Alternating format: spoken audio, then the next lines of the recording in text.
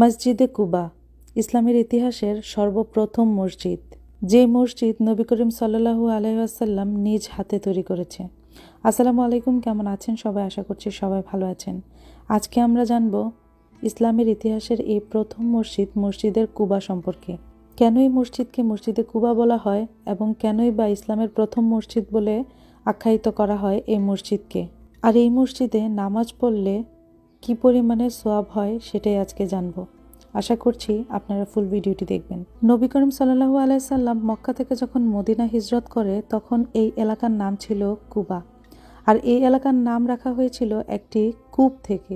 একটি কূপের নাম ছিল কুবা, আর এই কুবা কূপের কারণে এখানে একটা এলাকা তৈরি হয় যার নাম রাখা হয়ে গিয়েছিল কুবা। নবী করিম সাল্লাল্লাহু আলাইহি সাল্লাম যখন মক্কা থেকে মদিনায় হিজরত করে এই জায়গাটিতে আসে, সেই সময় এই জায়গাটির মালিক ছিল হযরত কুলসুম ইবনে হিদুম রাদিয়াল্লাহু তাআলা আনহু। তিনি এখানে খেজুর শুকাতো। এই জায়গাটি ছিল হিদুম রাদিয়াল্লাহু তাআলা আনহুর খেজুর শুকানোর জমিন। আর হযরত কুলসুম ইবনে হিদুম রাদিয়াল্লাহু তাআলা আনহু ছিলেন ওমর ইবনে আউফের গোত্রের। আর সেই সময় হযরত মুহাম্মদ সাল্লাল্লাহু আলাইহি ওয়াসাল্লাম এই জায়গাটিতে 10 থেকে 14 দিনের মতন অবস্থান করেছিল। আর সেই সময় হযরত কুলসুম ইবনে হিদুম রাদিয়াল্লাহু তাআলা আনহুর আতিথ্য গ্রহণ করেছিল হযরত মুহাম্মদ সাল্লাল্লাহু আলাইহি ওয়াসাল্লাম।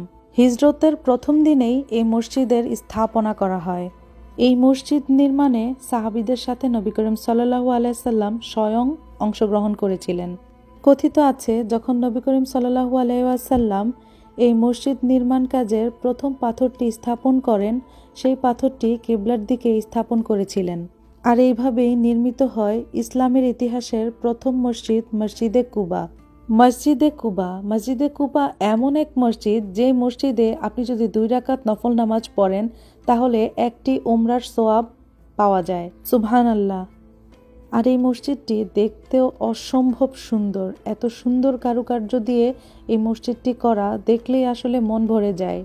মসজিদে কুবার উপরিভাগে মহিলাদের জন্য নামাজের জায়গা করা, আর নিচের ভাগে হচ্ছে পুরুষদের জন্য জায়গা করা। মাশাআল্লাহ। আল্লাহ পাক সবাইকে এই মসজিদে 2 রাকাত নামাজ পড়ার তৌফিক দান করুক, আমিন। ইসলামের ইতিহাস ঘাটাঘাটি করে আমি যতটুকু জেনেছি ঠিক ততটাই আপনাদের সাথে শেয়ার করেছি। চাইলে আরও বিস্তারিত করতে পারতাম, তবে আমি সংক্ষেপে আপনাদের সাথে শেয়ার করেছি।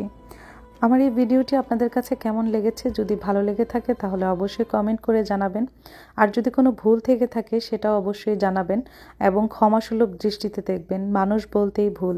ভিডিওটি ভালো লেগে থাকলে অবশ্যই সাপোর্ট করবেন। সবাই ভালো থাকেন, সুস্থ থাকেন। ইনশাল্লাহ আবারও কোনো ভিডিও নিয়ে চলে আসব। আল্লাহ হাফিজ।